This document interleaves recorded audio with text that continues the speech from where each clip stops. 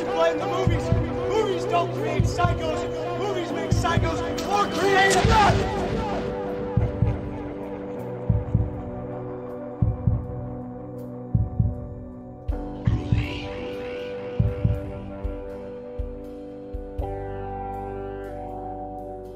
Welcome back to the dark side. I am your host, Brianna. And I'm Dyson. And this is episode 38 of Dark Adaptation. Hell yeah, it is.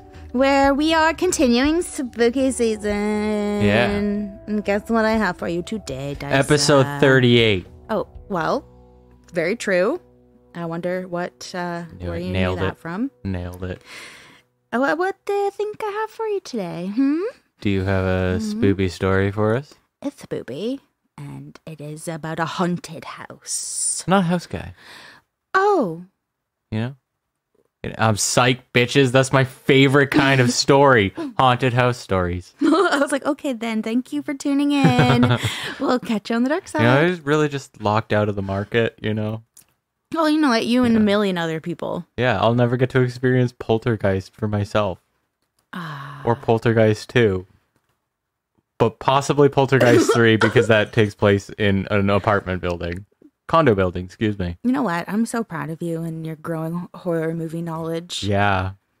You remember when the kid got sucked into the TV, and then you remember when in the third one the kid got sucked into the mirror? They really broke the fucking mold with that. Let me tell you, that was some cutting edge shit right there. Did you mention that on the Bloody Mary episode? I don't. The mirror? Oh, maybe. I hope so. Because I was like, I thought it was funny because last week Paige did Bloody Mary. It was awesome. But she was like, what about in movies? Do you ever see anything with mirrors in movies? Oh, I think I did. And I instantly was like, okay, yeah, horror movies. Here's some horror movies. Here's some horror movies. And then she was like, yeah, well, there's also this, and that. And I was like, oh, yeah. It doesn't have to only be horror movies. I shouted it into the mic because I didn't have a mic. So I was just yelling it from the other side of the room. Okay, well, I'm glad that you mentioned it. Yeah. Okay, so yeah, haunted house. A little bit of banter, get it out of the way because I'm wasting no time. Here we go. I'm going to tell you about this because I have so much to tell you. Go. Okay, we're going to upstate New York. This is to oh god, this is Poltergeist 3. Scared. Going to upstate New York. We're gonna go visit some family. We're gonna leave the kid in the apartment for a little bit. Just a little. Just enough to get sucked into a mirror. Yeah. Okay, for real though, we're going to upstate New We're going to upstate New York. Take it from there. Go ahead. To visit the quote Mount Everest of haunted houses. Oh fuck, that's like peak mountain. That's the epsilon or epsilon? Echelon? Oh really? Echelon? Yo, for how many years, Brianna? I don't know. It's the echelon of fucking horror right there. It's the most famous haunted house in New York State, possibly in America, and it's called the Hinsdale House, and it is a perfect house for a spooky season. Sorry, Our house. Don't. In the middle of a crisis. Okay, Our house. Put a little spin on it. Kid got eaten by a tree.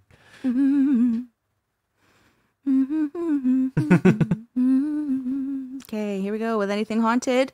There's always legends.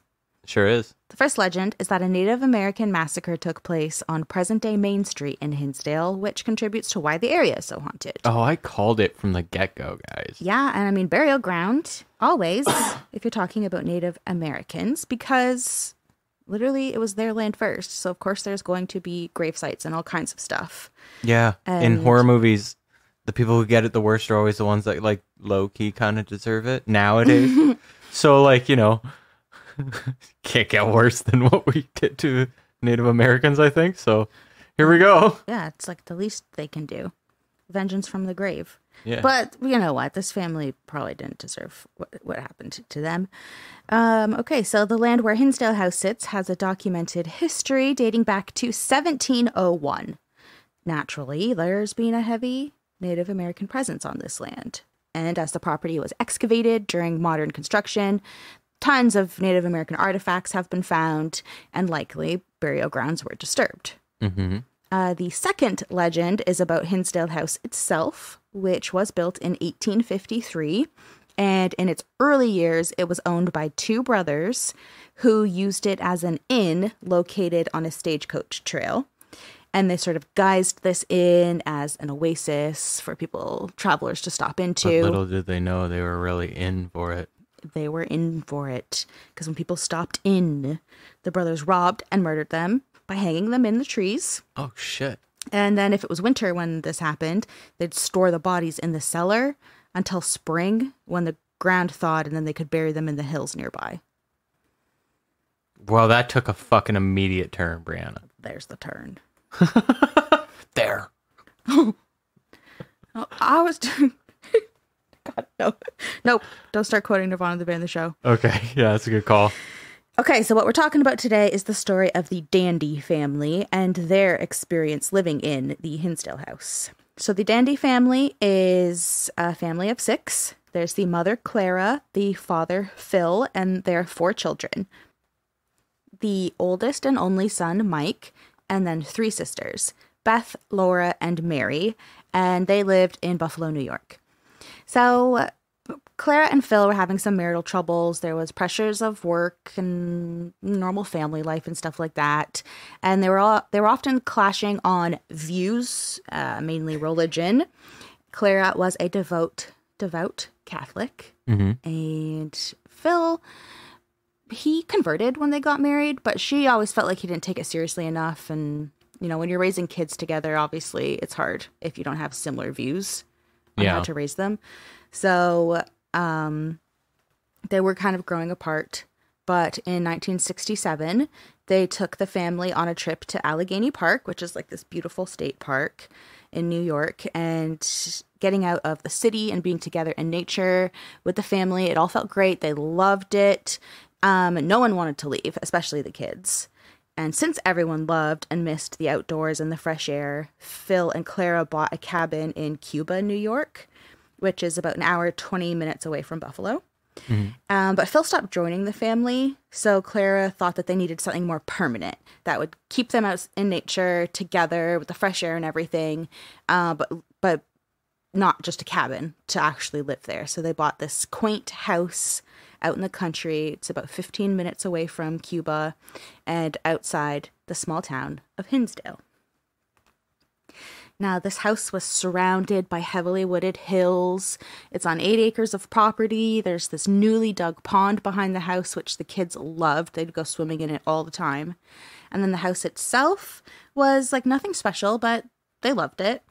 The first floor had this lovely like country style kitchen. There was a utility room and 2 bedrooms, which would become Mike and Beth's bedrooms. There was a living room and then the only bathroom, which the bathroom is a weird room. It used to be a pantry, but it had been converted into a bathroom. And upstairs, there was just 3 bedrooms. Like there wasn't really anything else to the upstairs. There was like a medium-sized bedroom for Phil and Clara, a small bedroom for Mary, and then this tiny little bedroom for Laura. Mm-hmm. And the stairs to the 2nd floor were described as dangerously steep. And at the excuse me, and at the top was a crawl space, which was described as awkward and nearly inaccessible. It had a peaked roof with a neat brick chimney, and there was also a root cellar, which was super creepy. So when I say the bathroom was a weird room, it's because the only entrance to this root cellar was through this super narrow door in the bathroom, like a foot from the toilet. Oh, no. Yeah. The stairs were rickety, the walls were rough stone, and there was only a small area where the ceiling was high enough that you could actually stand.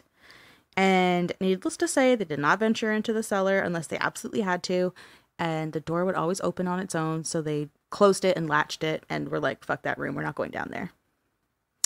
Well, I mean, on the bright side, like, if the creepy ass, clearly there's something wrong with the cellar, fucking door just opens, at least you're on the shitter.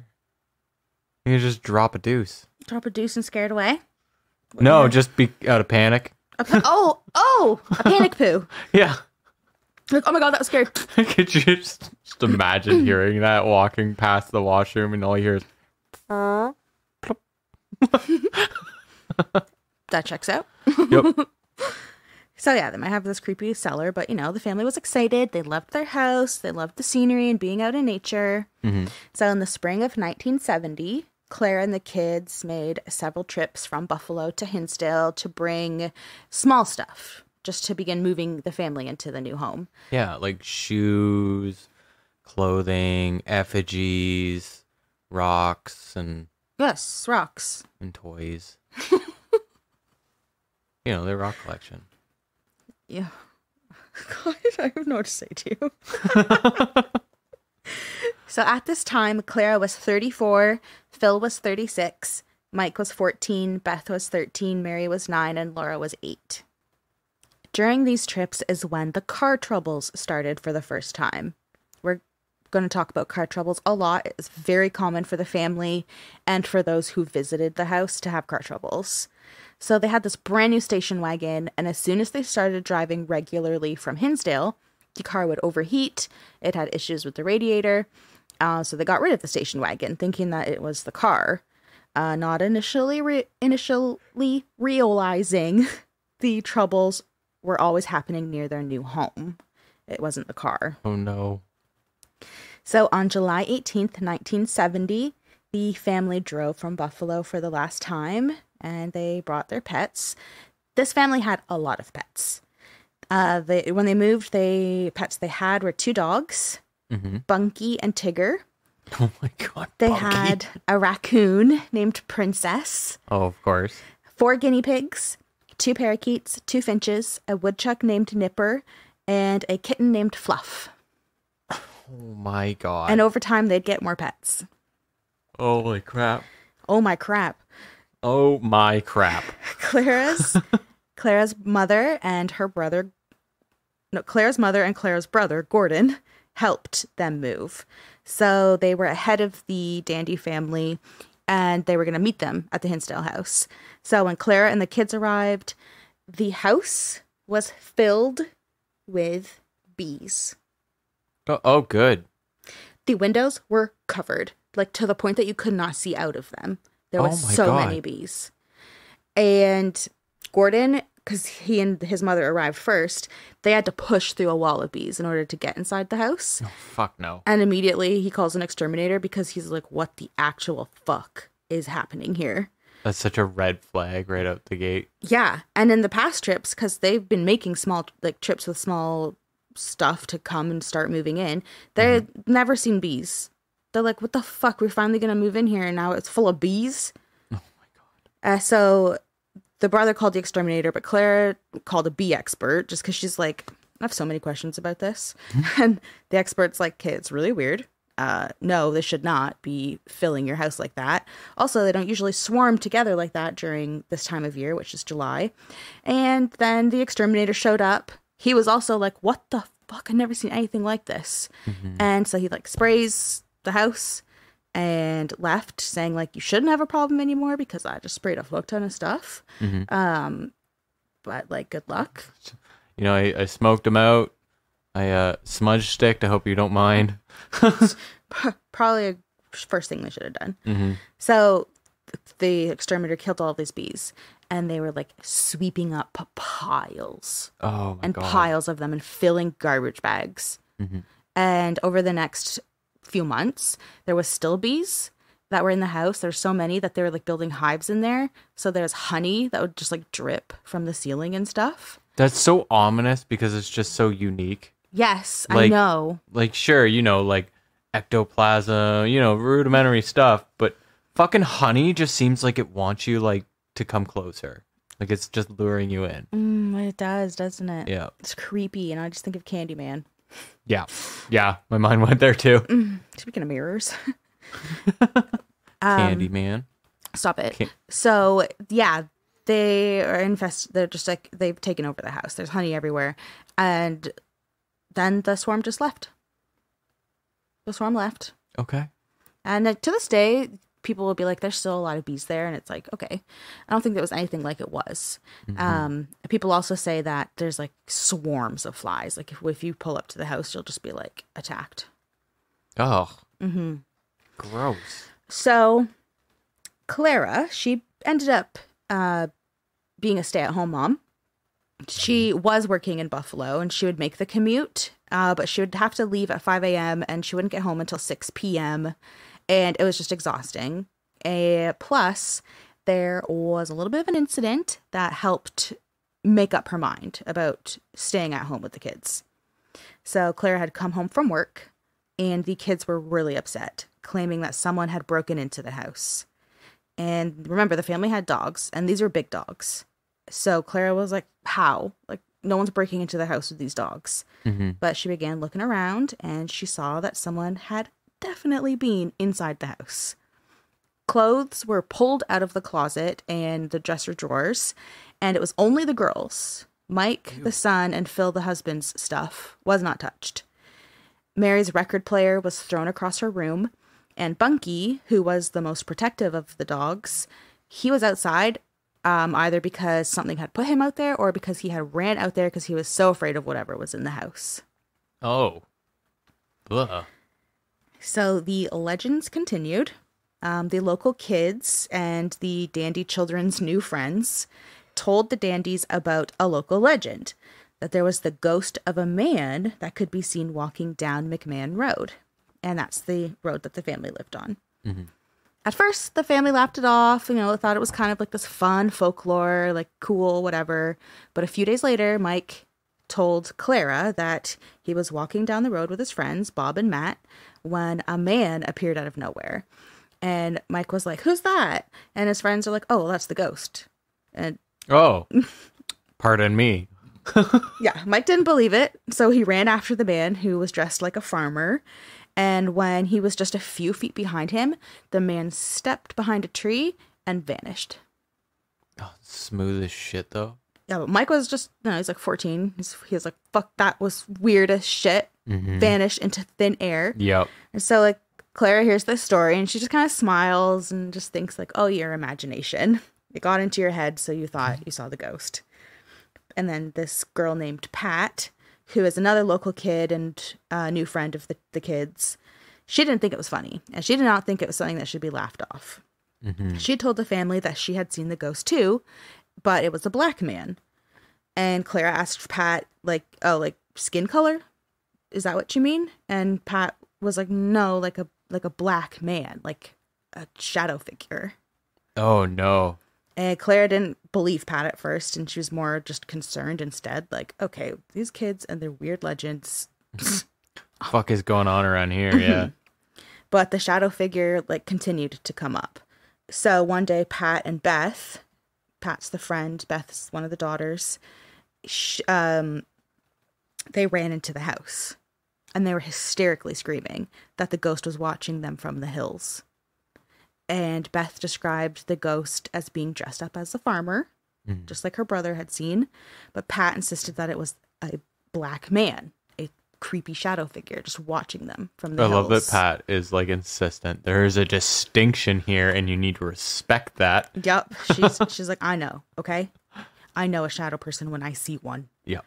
So despite the creepy shadow figures being seen, the family was settling into country life quickly. And the animals loved it too, because there's just like, they're on 8 acres of property. There's so much space for them to roam. Mm-hmm. But things started to get weird for the animals too. Aw. One of the things that was just really creepy was that the dogs just kept bringing home these giant bones, like big bones. Yeah. Like femur-sized bones, are we talking? Uh-huh. Oh, no. The family's like, what the hell kind of bones are these? The fuck? And then one day, their golden collie, Tigger, vanished. And it was normal for him to wander off, like all of the animals did. Mm-hmm. But they would always come home. So Clara was afraid that the dog could have been hit by a car. So she did like go to the roads, check, see if anything had happened, but she did not find anything. So she began to worry that he was shot because the paper had reported that local boys were using stray dogs as target practice. What the fuck? Yeah, that's a true crime for another day. Yeah, that's something else. The kids in this area, man. Yeah. So days passed, but Tigger didn't come home. There was no sign of Tigger. And the family started coming to terms with the fact that he would never be seen again, because he wasn't. This dog literally disappeared. And losing Tigger was very devastating on the kids. Yeah. Like, it's awful to lose a dog. So the family went to the local shelter and they adopted another dog. And it was a female collie this time. And she looked and acted just like Tigger. So they adopted her. And I'm fairly certain that they named her Lassie. All right. Classic name. I respect it. So they continued to add more pets to the family. You know, they have all this property. Why not fill it with pets? Yeah. So they got a half German Shepherd, half St. Bernard puppy, and they named him Peanuts. They got a skunk named Dolly. They're so good with naming their pets. I know. And they got another cat named Tish. Plug your ears if you're sensitive for 10 seconds. Tish had mysteriously gotten into the dryer one day and was killed. Oh. This poor kitten in the dryer. Yeah. Okay. All right, earmuffs off, kids. By the winter, many strange occurrences had happened. And what made it worse was that it was the coldest winter on record. To the point that the water lines froze and they didn't thaw out until April. Oh, man. Yeah. That fucking sucks. Yeah. So the family, like, thankfully they had a well because they would have to go. I was going to ask, and how the fuck? Yeah, they brought in water from the well, but it would take the entire family to haul in enough water just for one bath.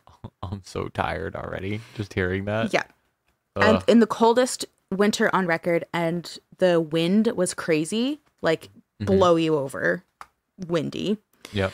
And so it would take the whole family to haul in enough water for one bath, which they had to heat the water on the stove. And then each person was allowed to bathe once a week because it was so much work. Yeah, I would be like, unless I see stink lines flying off of your ass, it's not happening. I'm not going out there. Make it a in the good middle bath. of the winter, too, for most of that. All of it. Yeah. From winter until April. Well, Yeah. Well, yeah. For context, for anyone not living up north, April's still fucking cold as shit. Because where this is, from us, it's like 3 hours. Like, it's not that far away at all. Okay, so exact same climate. Yes. Okay. Yes. Oof. So, yeah, that's like a terrible way to have your first winter in this house, which is old. It's rickety. It was freezing. There's like these insanely strong winds. And then there's so much snow that even the snow plows were getting stuck. So Shit. they were just like, great, what have we done? This winter sucks ass. Oh my God. So one night when Clara was bringing in well water, she saw something in the sky to the south. And this thing, it's like moving really fast. It's dead silent. It's round, it's large, and it has no windows. So she's staring at it. She's like, what the fuck is that? So she calls the kids over. And they all start staring at this thing in the sky, trying to figure out what it was, when it suddenly just veers off to the north and disappeared. Oh, fuck. They see UFOs now, too? Oh, all right. Leave now. Like, bees were one thing that was already on the line because that's obviously the first sign of something wrong. Then your dog goes fucking missing. A poor mishap to A kitten. a kitten. And then you see a fucking UFO in the middle of buttfuck nowhere. Go home. They are home. Go to another home.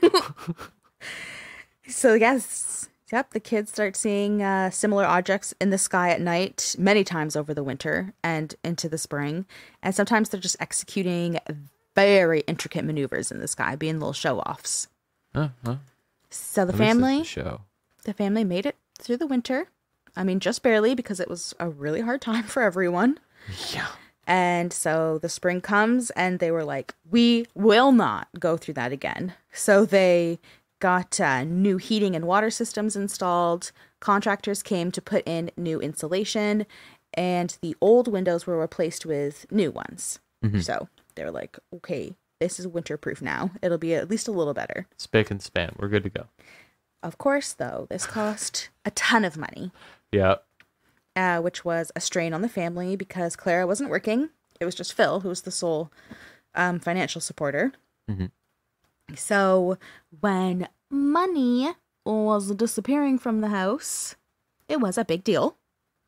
And it was small sums at first. Uh-oh. But it steadily increased, and the money would even be taken from locked, like, safes and containers and stuff. Oh, no. So the financial situation for the family steadily worsened, and so did Phil and Claire's marriage. Phil was changing. He was becoming more withdrawn, and he stopped coming home as often, choosing to stay with his in-laws in Buffalo. He still worked in Buffalo, so, maybe it was just easier. The family grew used to Phil not really being around as often. And they started to actually prefer it because the tension in the house was already off, but it was amplified when Phil was around. And kids are more astute than you think. And they're probably picking up on that tension between their parents. But also the house was just fucked as well and had its own tension. Yep. Clara noticed everyone was changing a little bit. For example, they were all becoming very careless and very clumsy. Here's a list. Mary fell off her bike and needed 6 stitches. Laura had developed a staph infection on her foot after she fell off of her bike.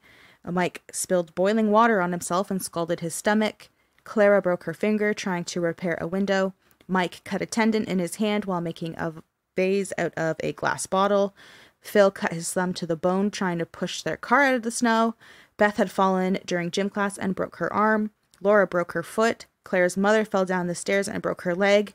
And Claire's parents had been in a total of 3 car accidents while returning to Buffalo from Hinsdale. Holy fuck. Yes, and at this point, they wouldn't even have lived there a year. That's absurd. That, knock on wood, that shit, like, maybe one of those things has happened to me in the entirety of my 30 years. And this, it's just like boom, boom, boom, boom. Yeah. And 3 car accidents while returning home from Hinsdale. And car accidents are a recurring thing that we'll talk about. We'll get into that a little bit more later. But tons of car accidents. Another recurring issue was the family's pets dying. Oh. So the family had pets their whole life. They're huge animal lovers. And any of their pets had only died of old age. But since living in this house, they lost Tigger, they lost the kitten, 3 birds died, and Princess the raccoon. No, not Princess. And a lot of them died in one room in the house, which was Mary's room, and there was no apparent cause of death. It's like they just died of fear or something. Oh, that's so concerning. Oh. Yo, Mary should not be in that room. Kind of jumping the gun, but it's okay. Mary's room, they actually essentially like just boarded it off and wouldn't go in there anymore. Jesus. It was, the activity in there was so scary. At what point do you just be like, no, I'm calling it? If I'm ever in a situation where I have a house and I feel compelled to board off a section of like a section of the house because of activity, like if I can't explain that to guests, I'm not staying there. Like, don't go into Mary's room. It's too much activity in it. Like, yeah, no thanks. Like, I'm not sleeping on your couch. I'm driving back to Buffalo too. They had put all their money into this house though. Oh, yeah, they were financially trapped. And we'll get into it a little bit more, but they do end up trying to sell the house, and they can't sell it because of how bad the activity got and how many people started realizing and knowing about it. Oh shit. And it just wouldn't sell. Uh-oh. So they're just in this terrible nightmare. Oh, right. Yeah, Mary's room, very, very creepy. Poor pets are dying in there. No cause of death. Clara and the family were feeling like this house did not want them in it. Yeah. But something was trying to get them out, and they couldn't do anything about it because Dyson, like we literally just talked about, they put their money into it. They were house poor. They were house poor. Yep. At this time, I don't know if the camping grounds are still there, but at least at this time, so the early 70s, there were camping grounds in the hills behind the house where people would just like go camp in tents, RVs, whatever. So in May 1971, the camping season was starting, and one Sunday evening, Clara took Lassie for a walk up the hill that leads to the campsites because she just wanted to explore it. She wanted to check out how many people there were there. She wanted to see what it was like when it was like starting up and getting into the swing of it. And the mom was curious too. Yeah. And Clara was along for the ride. Yep. So as she's walking, Lassie stops and her ears perk up. So Clara stops too to listen. She's like, what is my dog picking up on? And then suddenly there was this music, sort of like choir music. As she walked in the direction that she thought it was coming from, expecting to run into whoever was singing. But as she rounded a bend, the music stopped. She didn't hear it anymore. So Clara's like, okay, whatever. Gonna keep walking. Me and Lassie, here we go, down the road. They reach the end of the road, the last of the cabins. So they turn around and they're like heading back home. They head down the steep hill. And as they are almost to the road, the singing started again. And again, Lassie stopped. And this time she just turned her head toward the hills where the music seemed to be coming from. So Clara said the only thing that she can compare what she heard to are Gregorian chants. Oh. I don't like that. You know what? I gotta tell you, every time I've heard the word Gregorian has not been in a good context. And then chants. Yeah. Spooky. Gregorian chanting. We'll like layer Gregorian chants under that. All right. So then people know what a Gregorian chant is. When Clara got home from this walk, she told the family about the mysterious chanting. And the daughters, they were really interested. They're like, that's spooky as heck. I want in on this. And Mike, the son, he was just laughing. He's like, whatever. Like you heard chanting or choir music or whatever, but it was just that. There was nothing scary about it. So the next night, Clara, all three dogs, her daughters, Beth, Mary, Laura, and then Pat, the girls' friends, all went out for an evening walk, taking the exact same path that Clara had taken the night before. And the same thing happened.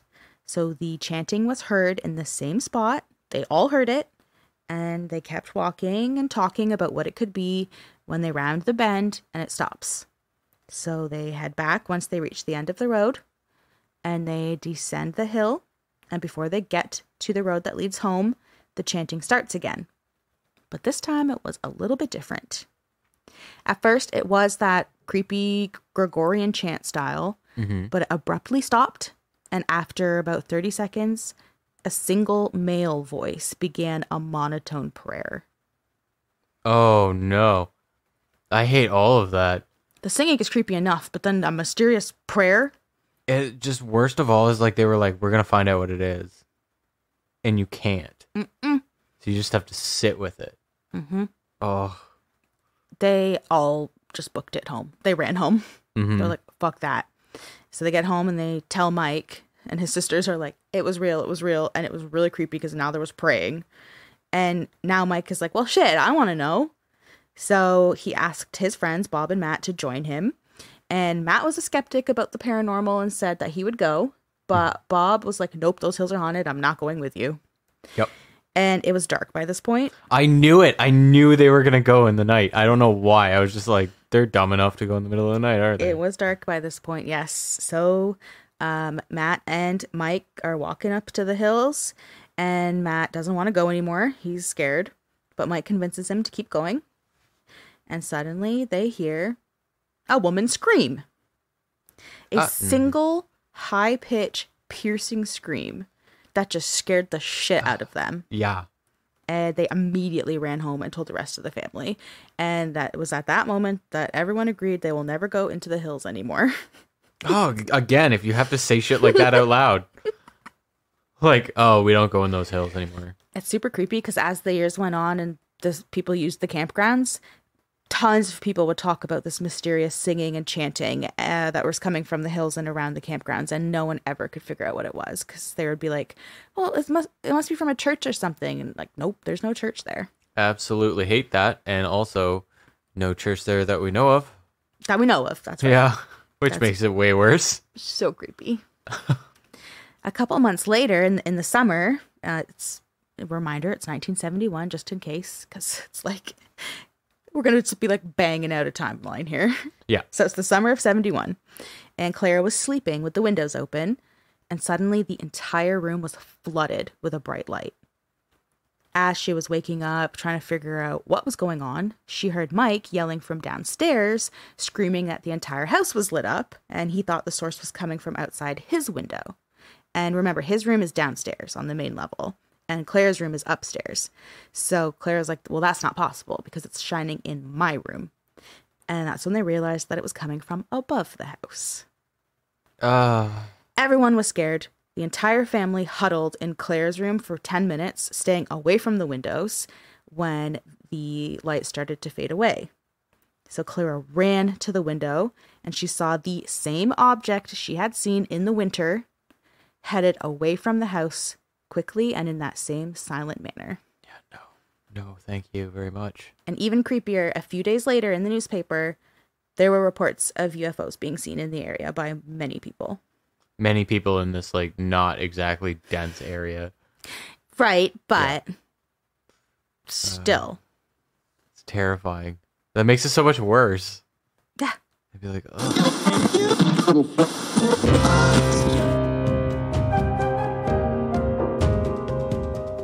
Do you like horror movies? Do you like hanging out with your buddy? Do you like cracking jokes and having a good time? Do you just like fun? Well, consider checking out Spoils of Horror. We are an hour-long podcast that comes out every single week. We're not doing reviews. We're just going to hang out, talk about the movies we love with each other, and hopefully the ones you love too. Covering everything from the popular, the lost, the forgotten, and the bizarre. If you're looking for a good podcast and a good time, you're going to want to check us out. We're on all major podcasting platforms, and you can find us on Instagram and Twitter. Check it out. We'll see you there.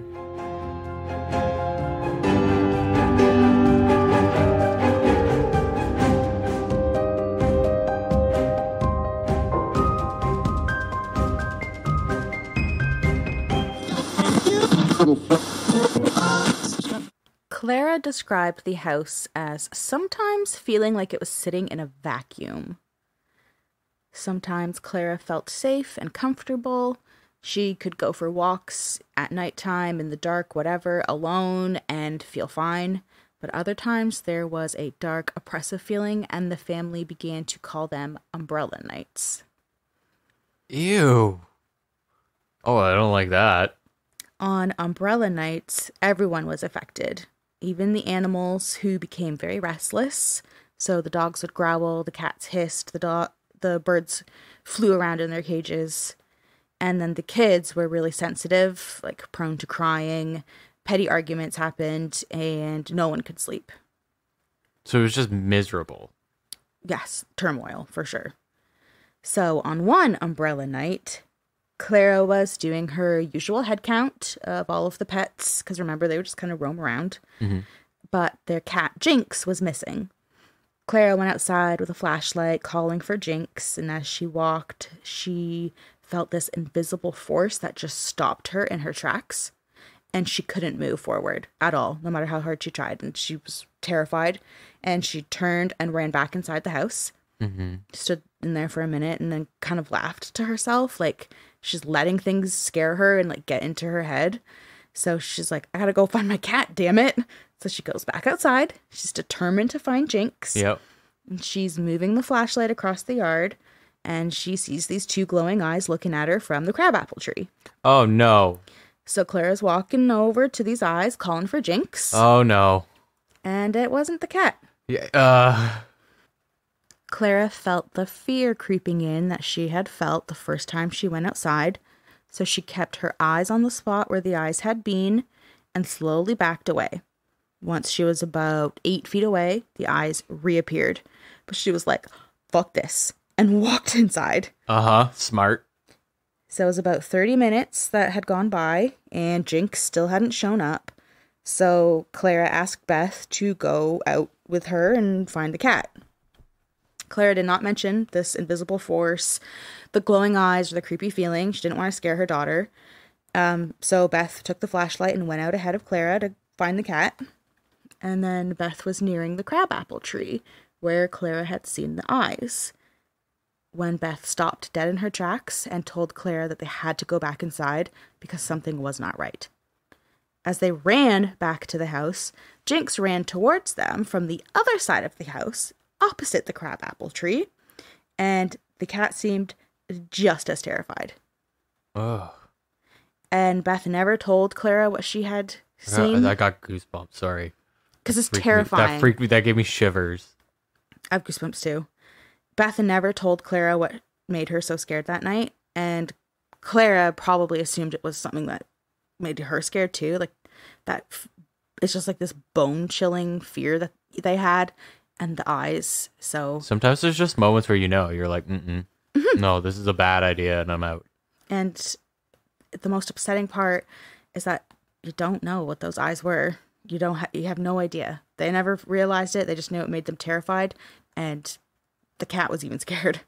Yeah. So by July 1973, the umbrella nights were a regular occurrence. It wasn't just umbrella nights anymore. It was like, that's just every day here. Yeah, that's become the norm. So Monday, July 2nd, Phil goes to work, and Clara was home with Beth and Mike. Mary and Laura were at their grandparents' house. So it's just the 3 people in the house.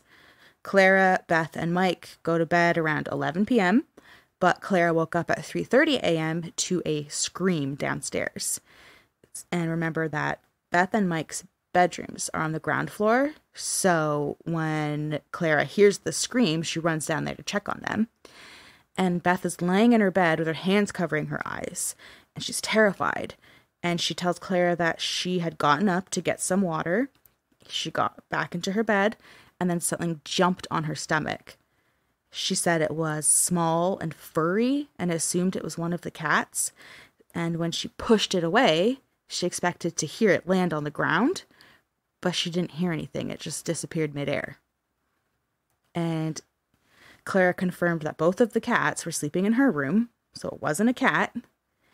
And in the morning, they found this slimy, grayish-green substance outside of Beth's bedroom door. Uh-oh. And Clara's cleaning it up, and then she starts to realize, like, I've seen this before. And in April, so a couple months before, Beth woke up screaming that something was in her room, and they found nothing except the slime in the same spot. Ew. Gross. And it makes you wonder, it makes me wonder anyway. It's obviously terrifying. No one likes to get gooed. But Beth was with her mother when they went outside to look for Jinx. And there's those creepy glowing eyes out there. And Beth was so scared of something that she had seen. It's like, is it this mystery creepy little ball that's like attacking you in your sleep? Ew. That's like in your room and leaving goo around and hiding outside your house at night. So creepy. 2 days later, July 4th, Beth woke up with a burn on her leg. And she mentioned it at breakfast. Breakfast? I said that weird. Breakfast. And Mike went pale, saying that he woke up one morning the week before with a burn, but he didn't say anything because it didn't hurt and it went away quickly. But Beth's hurt a lot, and it actually left a scar. What the fuck? Not long after this conversation, Clara woke up at 4 a.m. to Mike calling for her to come downstairs. In his room above his bed, he had shelves, and it just had like shit piled on them. So there was this tall stack of magazines sitting on top of board games. While he was sleeping, a chess set fell on his chest, and he pushed it off. And then a battleship box fell onto him. And the magazines did not move. And the games were beneath them. That's weird. Yeah. And he's one of the people in the house who's just very logical. He always has an explanation for everything. He's not going to immediately jump to something being paranormal. But he had no explanation for this. It did not make any sense. And he was really shook by it. So the next day, they all agreed to just have a normal day. They were going to try to stay calm and positive because they were starting to believe that if they showed that they were scared, then whatever was messing with them would feed on it. Because that is a common thing, like for any sort of negative entity to feed on your fear. Yeah, they're going to have a nice day of playing a wholesome game of chess and Battleship and how much they love those games. Well, that night they did not play chess or Battleship, but they did hang out in the living room and they ate some snacks and they watched TV. And then Mike suddenly pointed at Mary's photo hanging on the wall, and there was a letter opener sticking out of it. What the fuck? That's so threatening. Yes. And that's how the family felt. They were like, that is like a direct threat against Mary. Yep. And thankfully, Mary wasn't home at this time. She was with her grandparents, I believe. But everyone still, again, felt threatened. They did not like that. Mm-hmm. And so everyone slept in Claire's room. And all night, they heard heavy footsteps walking around the house, pacing back and forth on the ground floor. That's so fucking freaky. And Mike, at one point, was like, Mom, do you hear that? Yep. And Clara was like, listen, as long as they don't make the way up the stairs, we're going to have to ignore it. Oh, God. And that's so creepy. Yeah, I don't know if I could. Like, I would not, every ounce of me would be like, do not go downstairs. But I'd be like, it's pacing downstairs, and I cannot confirm it's not going to come up here. So, like, do I just meet it on my own terms or not? You just ignore it, Dyson. Yeah, well, yeah, you and I have different philosophies on this, I think. You don't feed it. Yeah. Clara's mother had a cousin who was a priest named Father Bob. Oh, sorry. Father Bob. I just remembered that Mike has a friend named Bob, and it would be funny if I was just like, Father Bob, you know, the neighbor kid. So I just made a joke in my own head and then laughed at it. Yeah, nice. So the usual for you.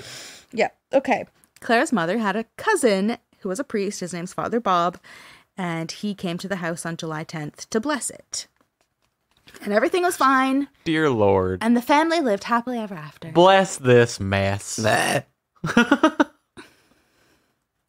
Everything was not fine, and the family did not live happily ever after. Yeah, I was getting that vibe. The footsteps walking around the house at night were constant.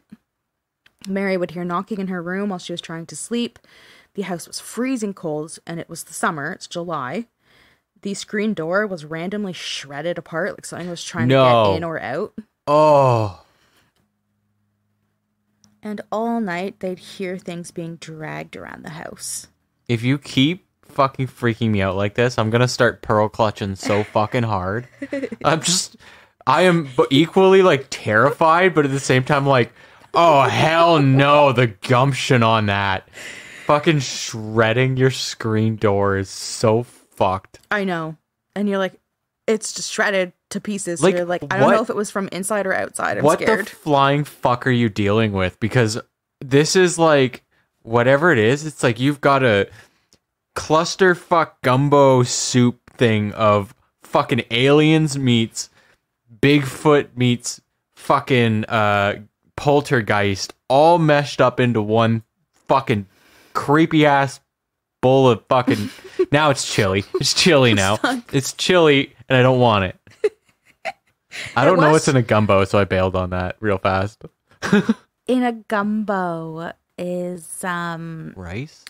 Is seafood usually. Why do I not crawdaddies. know what gumbo is? Why do I not know about gumbo? You got some gumbo? Okay. All right, anyway. I don't like it. The way you said that. Got some gumbo? Okay, so the family appreciated that Father Bob had come over and blessed the house and whatever, but it didn't do shit. So they'd been looking for someone else to help. In mid-July, they met a well-known priest named Father Alphonsus Trebold. That's an upgrade of a priest if I've ever heard one. Yeah, so we'll call him Father Al just because it's easier to say. Yeah. So Father Al taught religion and the paranormal at St. Bonaventure University. Yeah. So he was very interested in the paranormal and would teach these classes of sort of like bridging that gap of paranormal and religion, because one would say there's a lot of similarities. Yeah. So at the university that he'd teach this course, and in his classroom he'd leave the front row of seats open so that ghosts could attend his lectures. So he's got a flair for the dramatics, is what you're saying. Yeah, too. he's very interesting. Yeah, like the ghosts would need to sit on it on his lecture, though, eh? Listen, he's important. He actually would later become internationally known in his field on consulting cases like this one and the Amityville Horror, for your information. All right, well, excuse me. Obviously, the ghosts are just sitting in the front row going, this guy gets it. He gets it.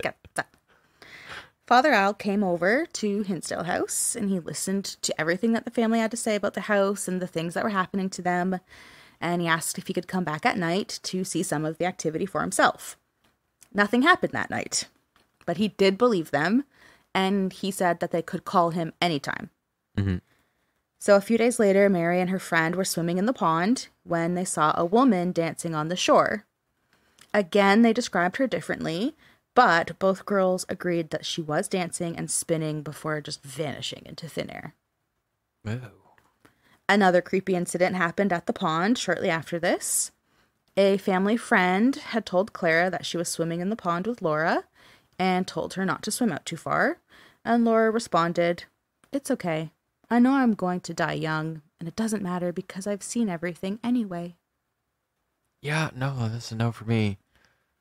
Oh, I don't like it when it puts ponds into the mix, especially if you're like swimming and then you see something, because like, okay, it's on the shore, and now I don't want to go back to the shore, and then all I would be thinking is, yeah, but like I also don't know what's beneath me right now. Yeah, I don't like swimming in lakes or ponds. Yes, it's not enjoyable. Not if I can't touch the bottom or see the bottom. Yeah, it's creepy. It's innately creepy. It's all creepy. This whole thing is creepy. Especially Laura, who people were starting to really worry about because, you know, Laura wasn't acting like herself and she's saying creepy things like she knows she's going to die young and her eyes would change to resemble that of cats. And, yeah, cat eyes. So after that pond incident and Laura's weird behavior, they called Father Al. They said, "Hey, Al, you said I could call you whenever I wanted, and we need you to come here. Come back, please, and visit us again." And he did. He came back on July 29th. And this time he brought another priest with him, and the two men walked around and blessed the home again. Mm-hmm. Father Al continued to visit the house. He would say prayers with the family. He would help chase off locals and randoms who'd shown up to see the creepy house because, like I said, they were trying to sell it. And the local newspaper ended up running a story about the house and how haunted it was. Fuck. So this is just contributing to all of the fuckery of them not being able to sell it, even though they wanted to. Yep. But also they were running into dilemmas because Clara especially wanted to be transparent with people. She would be like, "Yeah, by the way, this house is kind of haunted. Actually very haunted." Yeah, because she's got morals. And she had said that she didn't want to just give it to another unsuspecting family like what happened to them. Mm-hmm. So it was just this fucked up situation. You would just feel totally helpless. So Beth's room was becoming very active.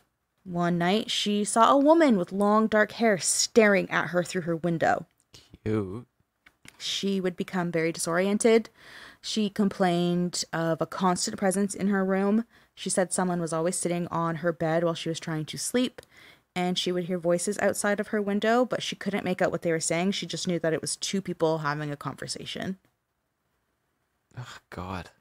And even though Beth's room was very active, Mary's room got to the point where no one would go in there, and she slept with Clara since Phil was never home. Mary's room was the worst in the house. There were constant footsteps, knocking. It was freezing cold. Furniture would move around.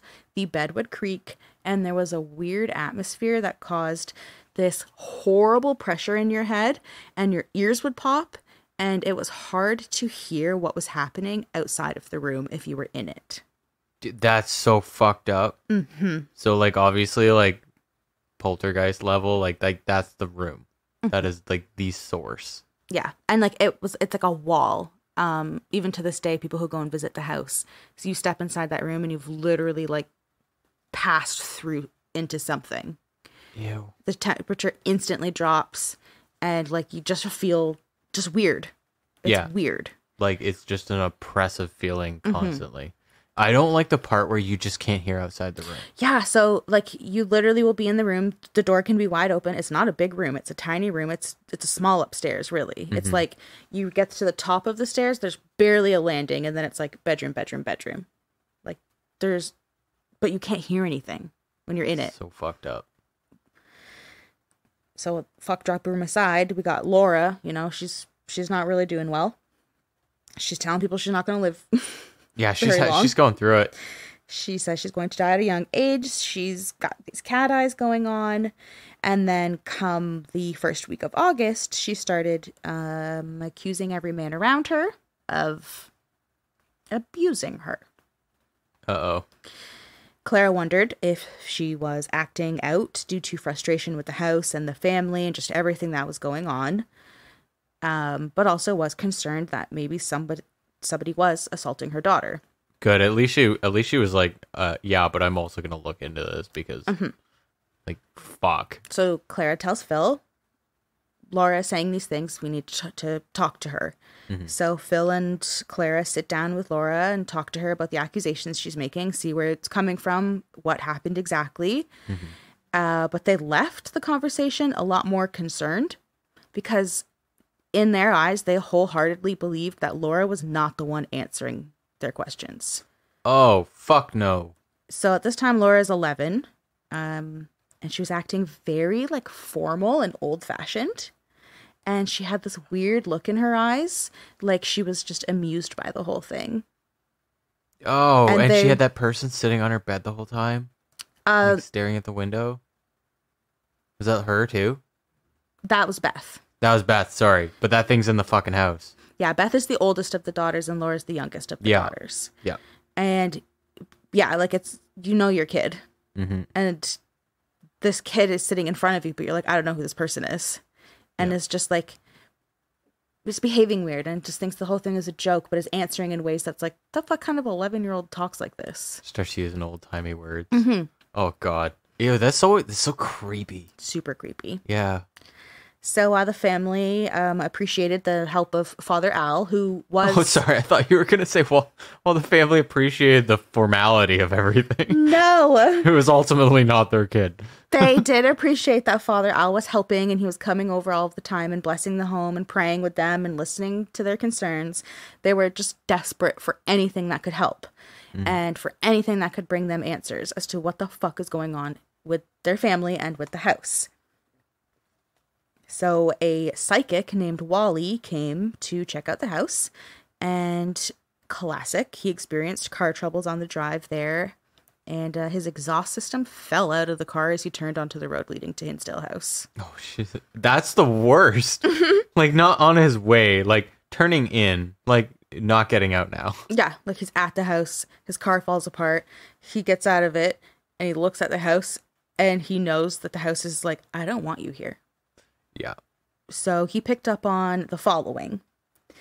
He believed the house was haunted by a family, a mother, a father, a son, and a grandmother. And they did not approve of the Dandy family. To this family that was haunting the house, the Dandy family was too big, it was loud, they didn't like it. He also said that the house was affecting Laura negatively, and she needed to get out of the house. And he didn't know about Laura's behavior and the accusations she was making and her creepy cat eyes, and That's so fucked up. he didn't know any of that, and he was like, this kid has to get out of this house. There's something wrong with her. Yeah. And Clara listened, and she sent her to live with her parents, Laura's grandparents, in Buffalo, and then Mary went with her too. So that was on August 8th, and they stayed there for 10 days just to get out of the house. Yep. So 10 days they stayed, and they came back home to Hinsdale on August 18th, and then Laura immediately told Clara that she was being bothered by a presence. Something was touching her in the middle of the night and moving things in her bedroom. Yep. And on Tuesday, August 28th, Laura was sleeping in Clara's room. Around 3 a.m., Laura got up to head downstairs to go to the bathroom, because they only have the one bathroom, and it's on the main floor. And Clara heard Laura gasp. She looked over, and there was an ominous red light coming from downstairs. Clara ran down to see what this ominous red light was, and she saw that all of the burners on the stove were on, like red hot. So they were on for a while, lighting up the entire downstairs. Oh my God.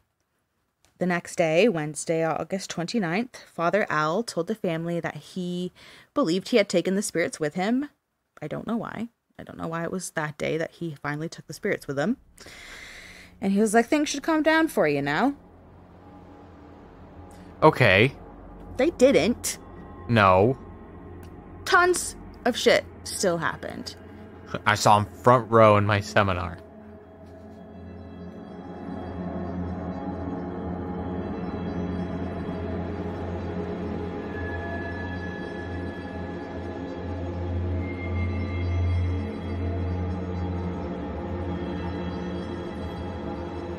On top of all of the usual activity, so footsteps, UFOs, things moving, ghostly voices, you name it, many people, even people from the campground in the hills, were seeing the ghostly woman spinning and dancing. And every night Beth was hearing strange noises coming from the crawl space that kept her up, but she was too scared to open the door and check out what was making these sounds. Same, Beth. Yeah, exactly. Feeling that. Clara had friends over for dinner on September 3rd. After eating, they settled into the living room to hang out when they started to hear loud footsteps upstairs in Mary's room. One friend was like, yo, who's being so loud up there? And Clara's like, no one is up there. It's just normal. And another friend went to investigate, threw open the door to Mary's room, and found no one. Just that freezing cold air. Ugh. A few days later, Phil had the urge to head toward the tree line of the property, almost like something was beckoning him over there. Oh, no. Clara had a bad feeling about it, so she followed him just for company, telling him that he shouldn't worry about it because it was getting dark. They circled the pond, walking through the typical cold spots. They didn't see anything, and they headed back to the house. As they walked toward it, Clara looked up at the house and saw a figure in Beth's bedroom window. It was a young woman with strawberry blonde hair. Clara knew it wasn't any of her daughters or their friends, so she was trying to point the woman out to Phil when Beth and her boyfriend Jeff ran out of the house, saying that they'd been sitting on the front porch when a white figure rushed past them. So there was a lot of activity happening at once, and Phil didn't trust it. He thought that someone was fucking with them so that they could trespass on the property, like by distracting you at the tree line so you go outside, and then the white figure maybe was somebody trying to get into the house. Oh, it must be wreaking havoc on their mind because they're also thinking, as all of this is happening, that it's a publicized location now and people are coming in to investigate or fuck around and play pranks. Exactly. Yep. And that was Phil's main logic. He really wasn't into the sort of paranormal stuff. Plus, he wasn't there as much as the rest of the family. The rest of the family were really witnessing most of it. So Beth's boyfriend pulled his motorcycle up and turned the headlight on so that they could scan the property because it was dark now. And as they're looking around, they heard a scream from behind the house. And it was Mary who'd been standing outside with Beth when she saw a woman looking at her through her bedroom window, which was on the second floor. Beth said when Mary screamed, she looked up at the window and just saw the curtain dropping. Everyone ran into the house to look for this woman that was inside, but they saw that the house was in a completely different state than they left it in. All of the lights upstairs were turned on, and the door to the root cellar in the bathroom was wide open, which was always latched and bolted. Yeah, that's not good. It's out. From inside, Beth and Jeff saw a man standing on the front lawn at the corner of the house, so Phil ran out there, only to hear someone scream that there was something in the backyard. And anytime Clara looked out the windows of the house, she could see things passing by and moving about the property. Then Beth screams because she saw a woman with strawberry blonde hair sitting on her bed. And this is the same girl that Clara saw, but she never had a chance to mention it because there was just pandemonium happening. So she's like, holy shit, I saw her too. And then Phil comes running downstairs saying that all of the lights upstairs were now turned off. And so there's just this chaos of activity. You're running after one thing only to have something else happening over here. And then someone is screaming over there that you have to see what's happening over here. And it's just, like you said, wreaking havoc on everyone's mind. Yeah. They're like, what the fuck is real and what isn't? It sounds like you know, like in the movies when like the poltergeist starts off slow and it builds and then there's that like climax where it's like, you know what? Everything in the house, everywhere is just just it's a supernatural explosion. Yeah. Like now the root cellar is open. Okay, this is the creepiest part, okay? To me. I hate this part. I'm legitimately like not ready. So they'd searched most of the house and all that was left was that crawl space that no one liked to go in. So Phil opens the door And the neat, recently mortared chimney had been taken apart brick by brick, and the bricks were neatly stacked against the opposite wall. What the fuck? And when Beth saw this, she started crying. She was mortified because for days she had been kept up all night hearing something moving around in there and had been too scared to open it. Now she knows what she heard was real, and something was dismantling the chimney. Oh my fucking god. Mm-hmm. I have full goosebumps. I'm all upset. over my Like, I'm body. actually uncomfortable. That's so fucked. Clara, she called Father Al, who got in his car, and he immediately headed over. And when he got there, the family was huddled together in the living room. They were pale, shivering. They were refusing to look out the windows because anytime they did, they would just see things moving around. Mm-hmm. So he asked them to tell him everything.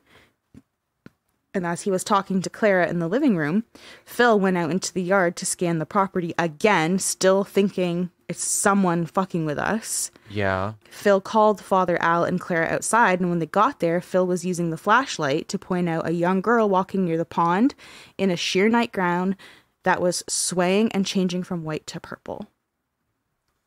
Oh, that's so weird. Everyone was exhausted, but no one felt safe enough to go to sleep in the house. So Father Al and Phil agreed to stay up all night and watch the house so that the rest of the family could at least get some rest. Probably didn't sleep, but at least they could lay their head down. I don't think I could. I would be up too. I'd be like, you know what? Or just Like, be that's the better. chain smoking cigarettes and chugging coffee. Yeah. The night watch continued on a regular basis after this for a little while. Mike's friends came to patrol the grounds in case there was people trespassing to fuck with the family. Mm-hmm. And during their night watches, they never saw real live people, but they always heard strange sounds and saw weird things. One night they saw a figure in a small boat drifting on the pond, but as they approached and tried to focus on it with their flashlights, all of the flashlights died. Oh my god. Beth's room continued having paranormal activity. There was this constant smell of this strange perfume that no one in the house wore, and the smell of cigar smoke, which is really creepy to think about because she was hearing like two voices. So it's like, was it these two people and that's like their smell? Yeah. On September 8th, she turned the lights off and got... Okay, sorry, this part is really creepy to me too.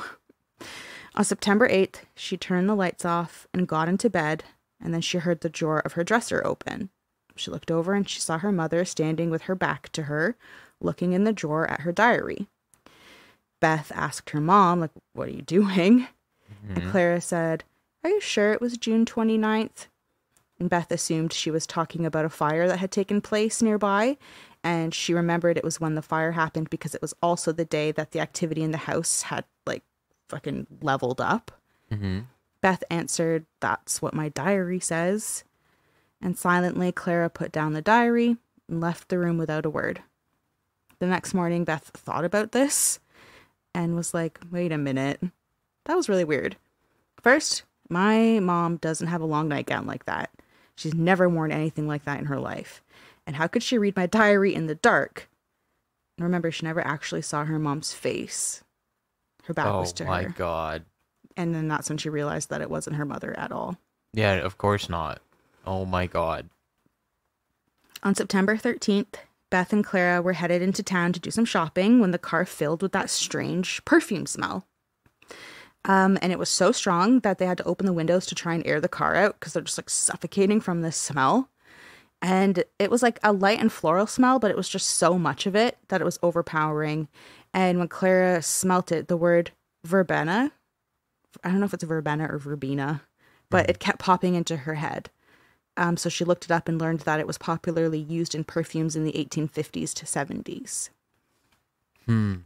Okay. On September 19th, Father Al brought a new psychic, a man named Alex, over to the Hinsdale House. Alex and Father Al walked around the house, and then they met with the family so Alex could tell them his impressions of the house. Alex said that a mass murder happened, and he told the family that he'd seen several spirits, and 5 of them had died violently. One man was stabbed, one woman was hanged, one woman was drowned, one man was beaten to death, and a woman with strawberry blonde hair had been beaten and tortured to death. Oh no. Alex said that this happened 100 years ago, so 1870s. The smell of that perfume Yep. could belong to the strawberry blonde woman who's always in Beth's room. Yep. Alex told the family that before these people could be buried, they had been kept in the crawl space. And when Alex had opened up the door to the crawl space, he had a vision of these bodies piled up and stacked like firewood. Oh my God. He said there was one more spirit that wasn't connected to the mass murder. It was an old woman who was about 90 and had died recently. Clara later learned that one of the previous homeowners had died in the house shortly before the Dandy family moved in. Oh, good. Alex also believed there were graves nearby that had been disturbed. Now, that is incredibly possible that there was graves disturbed because after moving in, the family did renovations and there was the pond in the backyard that was new, which means that tons of digging had happened. And she remembered those early days when the dogs were bringing home large bones and wondered if they could have been human. Yeah. And at the time, she had no idea and she just threw them away. Well, I think that's her biggest fault so far in the story. There's also the fact that a lot of the spirits in the activity is happening near the pond, where potentially graves were disturbed. Yeah. Since Alex, the psychic, had been at the house, things actually seemed to calm down for a bit, and he had given the family some homework. He said that you got to do some research on this house to see if there's any burial sites in the area. Mike and his friends were tasked with physically going out and looking for grave sites. And one night, it was October 1st, and Mike came home late and he was really worked up. He told Clara that he and his friends had walked down a nearby road called Burton Road, and they saw this light in the trees. And every time they got close, it would go out. And as they walked, they passed through cold spots and heard weird sounds in the woods and up in the hills. And when they started to feel like something was following them, they left and went home. But Mike was so worked up because he felt like that thing had followed him home, like he brought it into the house. And he was afraid to go back downstairs to his room. And as he was telling Clara this, they heard the back door to the house open and slam shut. No, fuck that. No. It's the rule is it's not supposed to make, like, you run home, you're safe because you're out of the woods, but like this thing doesn't fucking care now. No, it doesn't. It's just like, cool, thanks. You fucked up my burial site. I'm coming home with you. Sup? We're one now. Yeah.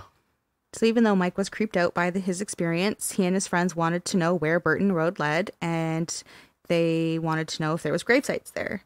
It was October 16th when they gained the courage to go back, but as they were walking, one of the friends went into a trance. They tried going back a few more times, but something weird would happen each time. The third time, a friend collapsed. The fourth time, only two went, and this time they went in a car because they're like, it's safer, right? But as they were driving, they saw a headless man in the middle of the road, and they had to swerve to avoid him. Well, that was nice of them. On October 21st, a state trooper showed up at the Dandy's house and told Clara that Mike had been in a car accident and was unconscious at the Olean Hospital. Olean is like the closest city. Hinsdale is just a small town. Mike had to undergo emergency surgery to remove his spleen because of internal bleeding. And before he went unconscious at the scene, Mike kept asking if they saved the guy that was with him, but a passenger was never accounted for. Oh my God. On October 23rd, 2 days later, Phil was deciding to sleep in the living room just in case the phone rang and the hospital called with like an update on Mike. So he was in that state when you're like nearly asleep, but you're still sort of aware. And then that's when he saw 5 men come out of the closet door. And this door used to be a second door to the front porch. Phil said that they were dressed like Puritans. Oh my God. So like the like top hat, like the black. pilgrims. Yep. And heard one of them say, "Should we wait or take him now?" Then, after a moment, they turned around and left out the closet door. And Phil was terrified. He's like laying there. He's sweating because he's never had such a vivid paranormal experience in the house. Mm-hmm. Like I said, he was like rarely there. It was the rest of the family that would experience actual paranormal stuff. Yeah. So Phil felt that they were talking about Mike, who was in the hospital in bad shape, potentially fighting for his life.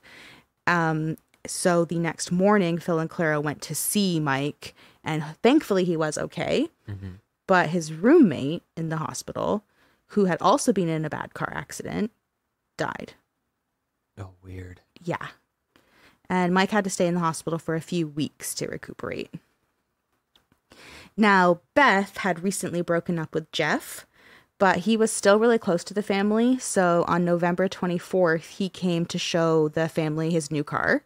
Mm-hmm. And after he left that night, he got into a car accident in the exact same spot Mike had. Oh, no. And he was hospitalized, and it took him years to physically recover. Oh, fuck. The voices outside of Beth's bedroom were getting a lot louder, and she was hearing them more often. And now it was distinctly a man and a woman talking. As they talked, Beth could hear someone banging on the oil tank outside of the house. And it was so loud that Clara could hear it from upstairs. And the scariest part was that the man and the woman started saying Beth's name. Oh, shit. Like No, they that's were- so fucked. Like they were talking about her specifically now. Yep. And this lines up with Beth getting what seems like possessed. Oh, God. So on December 8th, Mike's friends were spending the night, and they were like sleeping on cots and in sleeping bags and hanging out in the living room when Beth came into the room. She stepped over the guys that were on the floor. She sat on the couch, and then it appeared like she was playing with something, like an invisible ball or something like that. And she said, "It's all mine. Mama gave it to me. It's all mine." And Mike and his friends assumed she was sleepwalking, even though it was really fucking creepy and they'd never seen her sleepwalk before. Mm-hmm. And then she gets up and she goes into the bathroom and she's like kneading invisible dough over the bathtub. And remember, the bathroom used to be a pantry. And then Beth tried leaving the house, but the boys stopped her. They brought her over into the living room and they sat her on the cot that one of the boys was sleeping on. And Beth only weighed 110 pounds, but when she sat down, both ends of the cot like bent and it just collapsed underneath her. What the fuck? And the creepiest part is that Beth had brown eyes, and this whole time her eyes were bright blue. Ew. Mm-hmm. I hate this because when you were saying like, yeah, like they started like speaking her name, I was like, that's so odd because like most of these stories, like ghosts are usually like in their own kind of like time loop. Like they're almost like they may be aware of you, but really they don't like break that threshold. Yeah. And like, no, they're cognitive of what they're doing and they're taking you in. Yeah. And you're going Yeah. into a room that is a bathroom, but years and years ago when there was like outhouses, Yeah. the bathroom was a pantry. And apparently where she was kneading, it used to be like a counter. It's Yeah. so creepy. Shortly after this incident, Clara received a call from the school that Beth had tried to jump out the window of the bathroom and later was trying to strangle herself in class. All right. 5 days later, Clara, Beth, and Beth's new boyfriend, Tim, were sitting in the living room. Clara looked over and saw Beth's eyes changed to blue, and she was staring at Tim with this creepy smile on her face. Her lips were in a straight line and slightly tilted up at the corners. And she was Ew. just staring at Tim with blue eyes now. Oh, that's so fucked up. Over the next few days, Beth continued to act like this. One night when the kids had friends over for a New Year's Eve party, Beth pulled a muscle in her back, so Clara gave her a muscle relaxer. And Beth began acting really hyper, which if you were going to be affected by a muscle relaxer, you wouldn't be hyper. Yeah, you'd be quite the opposite. Yes. She was loud, talkative. She was totally out of character. She couldn't sit still. She told the kids that she'd taken 10 muscle relaxers. Just a random lie, like that wasn't even true. And everyone was just disturbed by her behavior. So they thought like maybe this muscle relaxer fucked with her. Like we need to take her to the hospital. Something is wrong with her. Yeah, So- I can tell you what's wrong right now. So Clara, Phil, and Tim put Beth in the car to take her to the hospital, and on the drive, she was spastic, like she couldn't control her body. And as Phil carried her into the emergency room, Beth went limp. So then Phil nearly fell over, and then Tim had to come and help. But when he touched Beth, she went stiff. So up until she was in the exam room, she would alternate between these two states of like going really limp and then going very stiff. And she was finally into the exam room, and she would act like she was completely out of it, but then she would be very aware. And when she was really aware, she was hyper and speaking a totally different language. And the doctor was like terrified of what he was seeing. So he pumped her stomach because she was telling everybody that she took 10 of these pills, but her stomach was empty. And all the while, Beth's eyes would change from brown to blue. And Beth stayed the night in the hospital, and Clara talked to the doctor, and he mentioned, like, your daughter's eyes were changing from brown to blue. What the fuck? Yeah. And Clara told him the family had noticed that that was happening as well.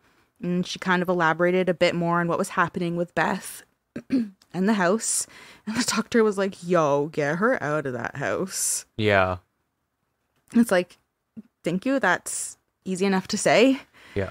But they couldn't just leave. All their money was in this house. And by this point, every local knew about the house and how it was haunted. So no local wanted to buy it. And even if someone came from out of town, it really didn't take long before the locals told them why it wasn't selling and why the dandies were so eager to sell it.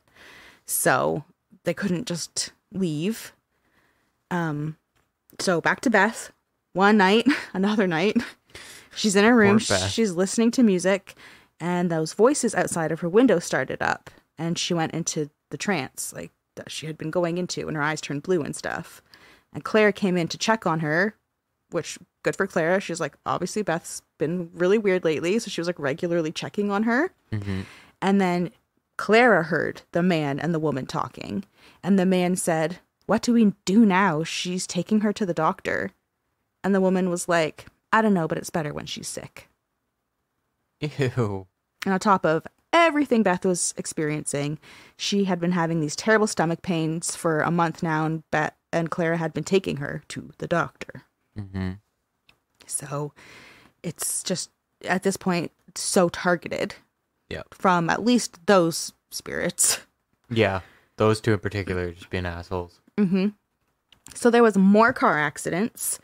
Phil was driving a car that he bought for Mike, but it would be the first car that Mike would be driving since his really bad accident. So Phil wanted to test drive it first. So he borrowed it to go to work, which is in Buffalo. So it was at least a decent drive. So it would give him a good feel for the car. And on his way home, he had to swerve out of the way of a tractor trailer, and he went off the road. The car rolled 3 times, finally stopped in a field upside down, and he was trapped inside the car. Man, no one's catching a fucking break. Nope. Later, Phil loaned his car to one of Mike's friends so that he could go to a school dance. And when he was driving over a bridge, he was hit by a car with its headlights off. The car was repaired, and a few days later, Mike borrowed it. And he was driving down a hill when he said the steering wheel seized. He could not control the car at all, and he drove head on into a tree. And the car was totaled, so they had to buy a new one. So Mike and his friends borrowed this new car to go into town when a car ran a red light and T-boned Mike and his friend. What the fuck? They're cursed. Yes. Yeah. And here is where we will get into the beginning of the end. Okay.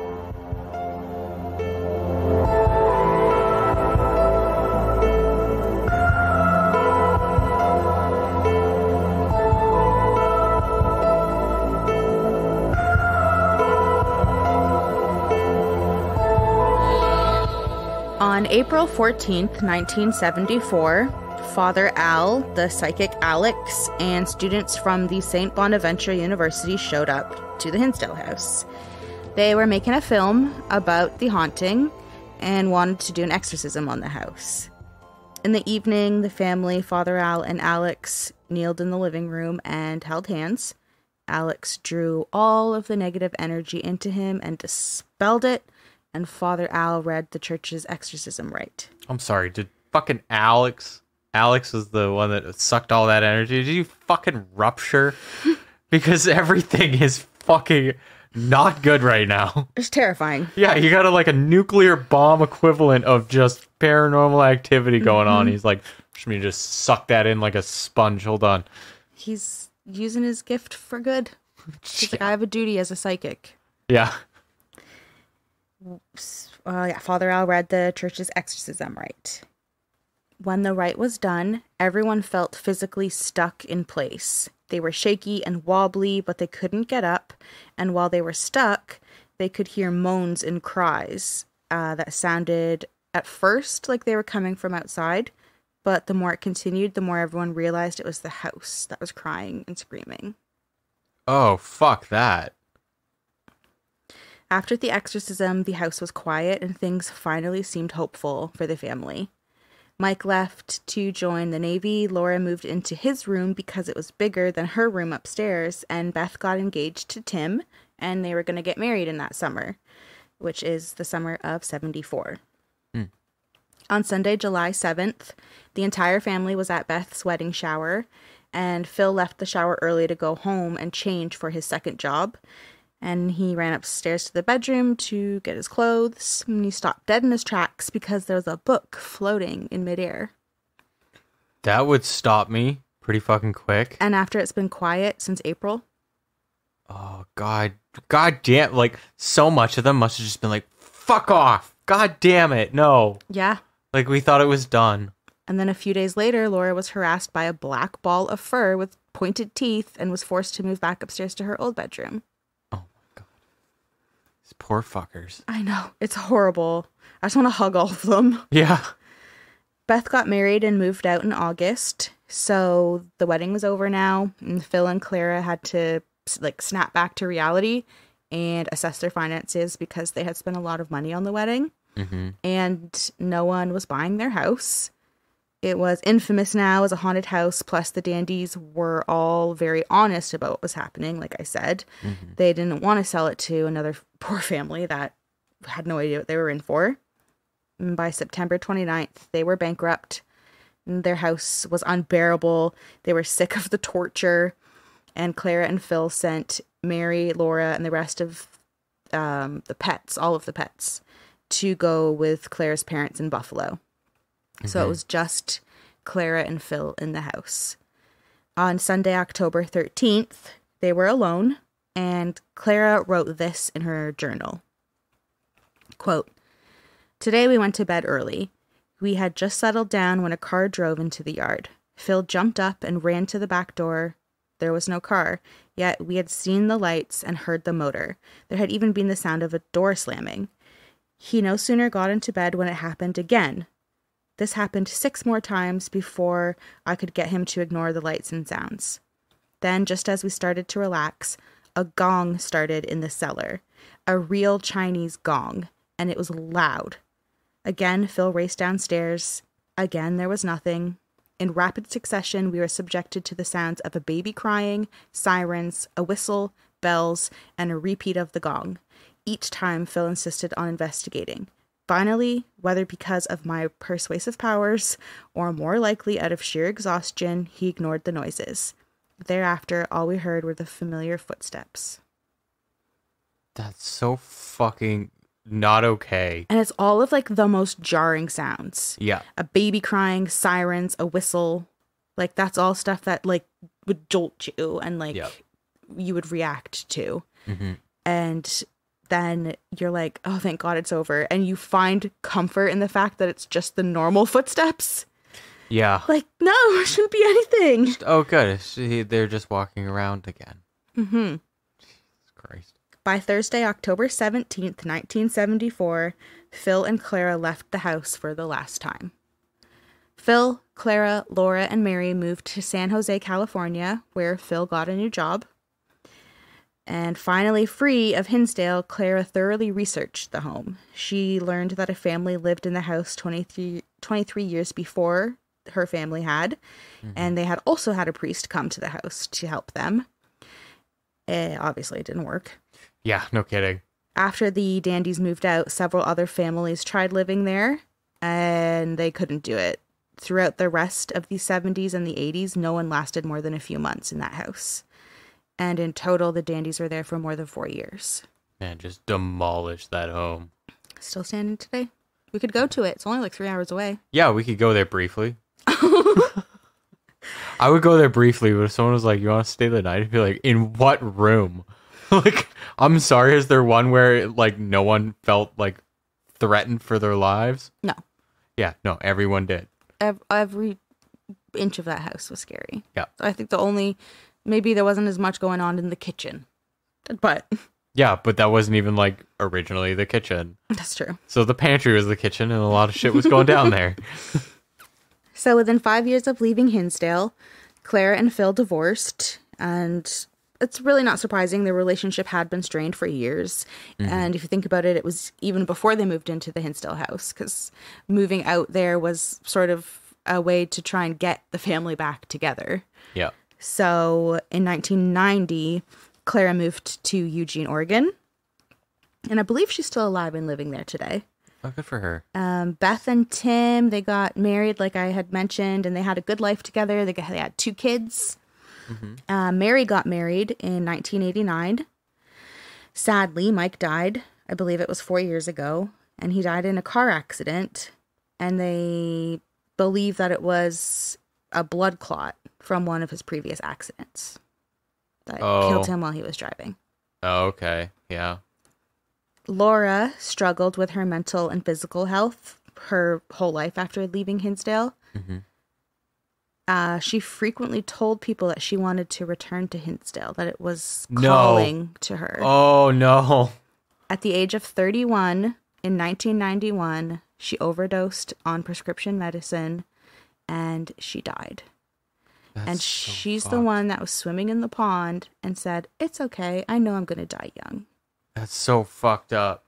And it seems that she got her wish, and she got to go back to Hinsdale House because her ghost is seen there on the grounds and inside the house. Oh my God. Yeah, I'm gonna shit. I mean, that's the saddest note to end it on, but that's really the Hinsdale House. In 1999, Clara wrote that book, Echoes of a Haunting, and she says that she isn't making up anything. Everything that's written in that book truly happened to the family. And there is police and medical records that corroborate everything that has to do with car accidents and hospital stays. The Dandy family, including grandparents, sister-in-laws, cousins, they all witnessed stuff that happened. All of the kids' friends, neighbors, locals, people staying at the campgrounds, they all saw stuff. And everyone's corroborating. They're all backing up the claims that the Dandy family has made.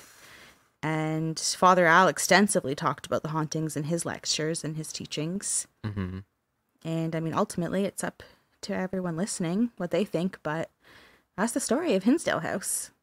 Well, that was absolutely fucking terrifying, Brianna. That was probably the scariest story I've ever heard in my life.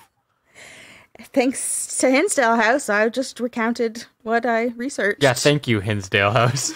It's a lot. I can tell you look like you're going to shit yourself. The whole time I was like, this is the nightmare. This is it. This is exactly what everyone feared to happen. Like, I know. And everything. UFOs, creepy sounds, noises, ghosts, weird lights, poltergeist activity, creepy cellars, creepy crawl spaces. You are getting physically injured. You're getting possessed. All in the middle of buttfuck nowhere near these like creepy ass woods that are the hills. Yeah, the hills. The hills with Gregorian chants. Gregorian chants. Chanting. Well, that's what Clara said it sounded like. And then screams and like floating orbs and no. Women floating orbs / lights. Okay, well, there was probably orbs. Yeah. Women dancing near the pond, someone floating on the pond, dogs bringing back bones, weird eyes near the crabapple tree, I think the eyes are one of my least favorite details. Like, that is the scariest. That freaks me the fuck out. Mm-hmm. Yeah. I'm sorry if you can't sleep tonight, everyone, including Dyson. Yeah. Yeah, and remember, everyone, It's spooky season. when there was those creepy fucking eyes in the forest, there was also one of the girls in the house whose eyes would turn into cat eyes. Laura. Yeah. So. Oh, man, I'll tell you what. That part made me cry when I heard, like, Laura would tell people up until her death that she wanted to go back to Hinsdale House, and it was, like, calling to her. Yeah. And now her ghost is seen there, and she died young, and she told the friend that she was going to die young when she was, like, 10. Yeah. And it just reminds me of Eleanor in The Haunting of Hill House. Yeah. And it's just like a Shirley Jackson novel up in here. And it's very frightening. It was very Shirley Jackson. Like, honestly, she could have written that. That was that fucking intense. Very scary. So, I mean, it is spooky season. I wish I could just transport myself to this house and just hug everyone and be like, you can live in my apartment. It's okay. No, they can't. No. Hey, that's the house. That's haunted.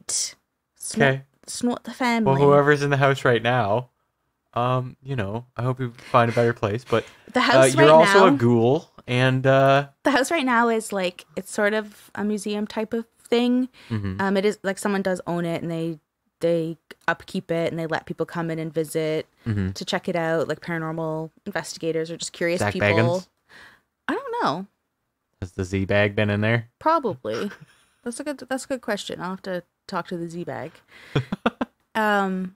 So yeah, people do spend the night if it's part of their like paranormal investigation, and the people who own the property are trying to sort of restore it to what it would have been, and they, from what I've seen, are very like sensitive to the property. They understand that it would have had a lot of Native American background and history when they're doing their digs for construction and stuff. They are mindful of that and keep anything they find and treat it with respect. Yep. And research the land. They're always doing research on the property, and that's how we know that the history goes back to 1701. So, I mean, I would love to go there. It'd be so scary. I 100% want to go there. It's only like 3 hours away. I just don't want to sleep there. You don't have to sleep there, but you have to get a passport. Yeah. That's easy right now. Okay, so I hope everyone enjoyed this episode of Spooky Season. Dice is holding his chest and like... I'm fine. I hope I didn't scare everyone else that much, but... I hope you did. I kind of do too, actually, because it was very scary. I mean, I gave myself chills telling the story, and I'm the one that researched this, and I've been up to my eyeballs in it for days. It's true. So, yeah, I mean, you can come back next week. It won't be haunted, but it'll be a true crime case. It'll be episode 39, and we'll be talking about the Lisk family massacre. So, I mean, not haunted, but just as dark. And in the meantime, you know, you can follow us on Instagram. I really want people to send us case suggestions. That's what I want. Yeah, that'd be cool. Because I want to know what you guys want to hear. Or you can just tell me, hey, we're not giving you case suggestions because y'all already are picking the best cases. You can also tell me that, you know. Also, lovely listeners, if you haven't already, could you just go on up into your listening app there and give us 5 stars? If you think we deserve it, of course. But, I mean, we're still here. Yeah. Make sure you're subscribed. Thank you. I, again, apologize if you're gripping your chest and sweating like Dyson. But it's spooky season, okay? We'll have the last episode of spooky season next week. So, until then, we'll catch you on the dark side. Bye.